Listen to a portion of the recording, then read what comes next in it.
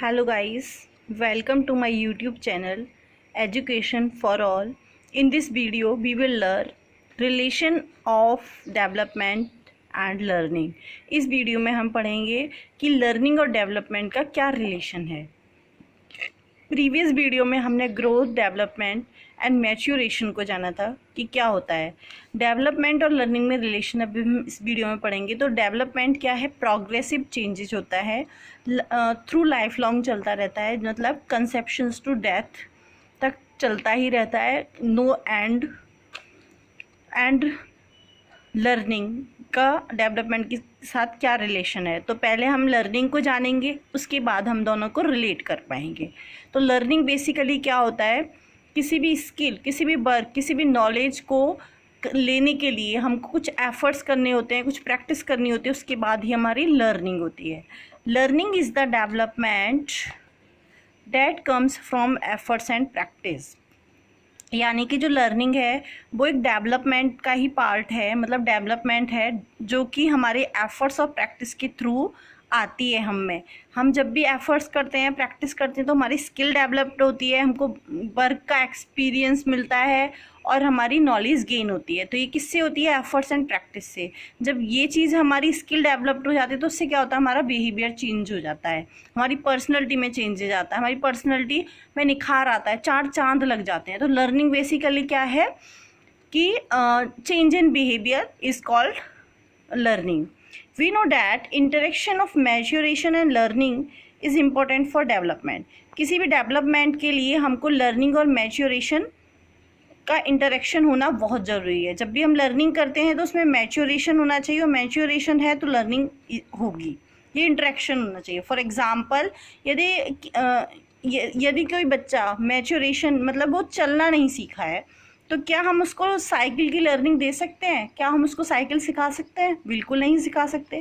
पहले उसको maturation develop होना चाहिए, यानी कि उसको फिज़िकली डेवलपमेंट होना चाहिए, उसको चलना आना चाहिए। जब वो चलना सीख जाता है उसके बाद वो साइकिलिंग को प्रोसेस के थ्रू सीखता है। सबसे पहले पैडलिंग करता है, फिर उसके बाद बैठना सीखता है, फिर पैडल्स को मारकर साइकिल चलाना सीख जाता है।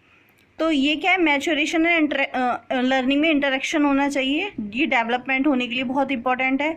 वैसे ही मैच्योरेशन के लिए लर्निंग इंपॉर्टेंट है, तो लर्निंग के लिए मैच्योरेशन भी इंपॉर्टेंट है। यदि हमारी लर्निंग अच्छी है, यानी कि जैसे कि सपोज़ हमें किसी भी चीज़ को सीखना है, तो पहले हमारा मैच्योरेशन भी उसमें लाई करता है, फिजिकल डेवलपमेंट। और लर्निंग के जैसे हमारा मेंटल डेवलपमेंट ठीक नहीं है, हम मेंटली कहीं और हैं, फिजिकली कहीं और हैं, तो क्या हमारी लर्निंग हो पाएगी? बिल्कुल नहीं हो पाएगी।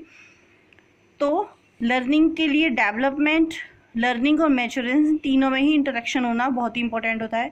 Development takes place in all aspects. हमने प्रीवियस वीडियो में जाना था कि ग्रोथ जो होती है वो फिजिकल एस्पेक्ट्स होती है, मैच्योरेशन फिजिकल एस्पेक्ट्स होता है, हेरिडिटी बेस्ड होता है, लेकिन जो डेवलपमेंट होता है उसमें सभी एस्पेक्ट्स आते हैं, जैसे कि कॉग्निटिव, अफेक्टिव, साइकोमोटर डेवलपमेंट, और इसके अलावा moral development, physical development, character development, religion development, जितने भी एस्पेक्ट्स हैं डेवलपमेंट के वो सारे इसमें इंक्लूड किए जाते हैं। Maturation sets limits to development, यानी कि जो मैच्योरेशन होता है वो लिमिट्स तय करती है डेवलपमेंट की कि कितना डेवलपमेंट होगा।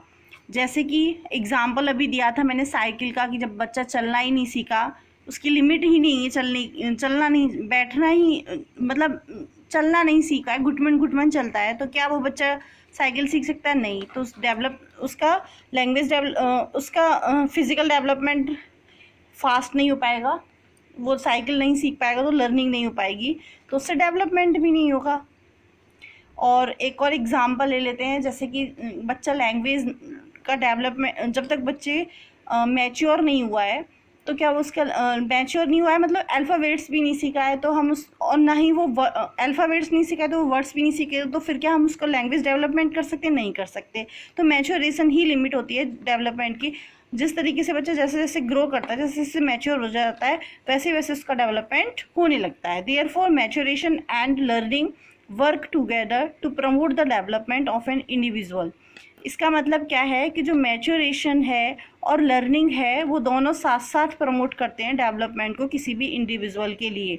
यानी कि अगर मैच्योरेशन होगा और लर्निंग दोनों साथ साथ होंगी तो बच्चे का जो किसी भी इंडिविजुअल का डेवलपमेंट इजीली होगा। पियाजे ने जस्ट इसका अपोजिट बताया है। उन्होंने क्या कहा है कि पहले जो इंडिविजुअल होता है उसका डेवलपमेंट होता है, उसके बाद उसकी लर्निंग होती है। ठीक है, ये सबका अपना अपना व्यूज़ है, लेकिन बेसिकली अगर हम ओवरऑल यूनिवर्सल की बात करें तो मैच्योरेशन और लर्निंग जब एक दूसरे को प्रमोट करते हैं उसके बाद ही इंडिविजुअल का डेवलपमेंट होता है। नाउ इसके बाद हम पढ़ेंगे स्टेजेस ऑफ डेवलपमेंट। किस किस स्टेजेस के थ्रू बच्चे का डेवलपमेंट होता है। यानी कि पहले फिजिकल डेवलपमेंट की ही बात कर रहे हैं हेरिडिटी बेस्ड पर। तो सबसे पहले आता है प्रीनेटल पीरियड, यानी कि प्रीनेटल यानी कि कंसेप्शन पीरियड बोलते हैं इसको, जब बच्चा माँ के गर्भ में होता है। बूम पीरियड होता है, गर्भ धारणा का पीरियड जो होता है ये, इसमें 240 डेज का और 9 मंथ का होता है। इसमें न्यूट्रिशंस जो है वो माँ के गर्भ में ही बच्चे को मिलते हैं। फिर उसके बाद आता है इन्फेंसी जो होता है वो बच्चे के जन्म से लेके 2 साल तक का होता है। इसमें सेंस बेस्ड लर्निंग होती है, यानी कि बच्चा अपने सेंसेस ही बच्चे के टीचर होते हैं। यानी कि बच्चा सेंसेस का यूज़ करके ही सीखता है, आई कांटेक्ट करता है, जो साउंड आ रही है उसको लिसनिंग करता है। एंड जब भी उसे मोस्टली देखा होगा, जब भी बच्चों को भूख लगती है तो वो रोने लग जाते हैं, या फिर कुछ भी अदर एक्टिविटीज़ करने लग जाते हैं, उनको कुछ चाहिए होता है तो वो मोस्टली बीपिंग करते हैं, स्माइलिंग करते हैं, अपने सेंसेस से ही वो लर्न करते हैं, टीचिंग चलती है उनकी। फिर उसके बाद आते हैं इन्फेंसी के बाद अर्ली चाइल्डहुड का टाइम होता है 2 से 6 ईयर्स के लिए। इसको हम टॉय एज कहते हैं, यानी कि इसमें तो बच्चे को सेंसेस ही टीचर होते हैं। अभी तो मतलब टॉय वगैरह कुछ जानता ही नहीं, बस फीलिंग कर रहा है अपने सेंसेस के थ्रू। अब यहाँ पर टॉयज यानी कि बच्चे को अब टॉय चाहिए होते हैं खेलने के लिए। तो लैंग्वेज का डेवलपमेंट इसमें फास्ट होने लग जाता है। सेल्फ सेंटर्ड होता है, ईगो सेंट्रिक होता है, यानी कि अपने खिलौनों को वो किसी अदर पर्सन्स को नहीं देना पसंद करता वो। तो इसमें क्या होता है, ईगो सेंट्रिक होता है। सेल्फ सेंटर्ड बच्चा अपने में अहम केंद्रित, मतलब आत्म केंद्रित भी बोलते हैं इसको, मतलब अपने तक ही सीमित रहता है, उसे किसी से कोई मतलब नहीं, उसके खिलौने उसके पास रहें, किसी और के कोई लेकर ना जाए। फिर इसके बाद आता है लेटर चाइल्डहुड का जो टाइम पीरियड है वो 6 से लेके 12 ईयर्स तक का है। इसमें क्या होता है, बच्चे इसको ट्रबलसम एज भी कहते हैं, यानी कि मुसीबतों वाला एज भी कहते हैं, क्योंकि इसमें बच्चे ज़्यादातर क्वेरल करते हैं, इरिटेट हो जाते हैं किसी भी अदर से, अपने फैमिली मेम्बर से या फिर अपने पीयर से। लाइफ लॉन्ग रिलेशन चलता है, यानी जो भी पीयर्स के साथ उनके फ्रेंड्स हैं वो लाइफ लॉन्ग चलते हैं। क्रिएटिविटी स्टार्ट हो जाती है, इसमें बच्चे क्रिएटिव हो जाते हैं। इसके बाद आता है एडोलसेंस का जो टाइम पीरियड है वो 30 से 19 ईयर्स का होता है। इसमें आइडेंटिटी क्राइसिस बहुत का संकट रहता है, मतलब बच्चा अपनी आइडेंटिटी को देखना चाहता है कि उसकी कहाँ आइडेंटिटी है, क्या आइडेंटिटी है उसको।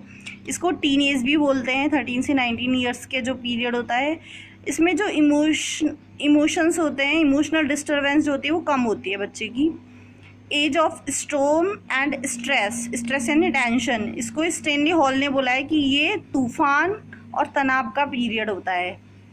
एडोलसेंस को हिंदी में बोलते हैं किशोर अवस्था, यानी किस ओर की अवस्था। बच्चा ये नहीं पहचान पाता कि उसको करना क्या है, वो किस ओर अवस्था, मतलब उसको डायरेक्शन नहीं मिलती है, उसको कहाँ जाना है, लेफ़्ट जाना है, राइट जाना है, अप जाना है, डाउन जाना है, नॉर्थ जाना है, ईस्ट जाना है, वेस्ट जाना है, या फिर अदर डायरेक्शन में जाना है, किस डायरेक्शन में जाना है, उसको क्या करना है, किस ओर की अवस्था। यानी कि बच्चा भटकता ही रहता है, उसको रास्ता ढूंढने के लिए प्रयास करता है कि मेरे लिए क्या ठीक है क्या नहीं है।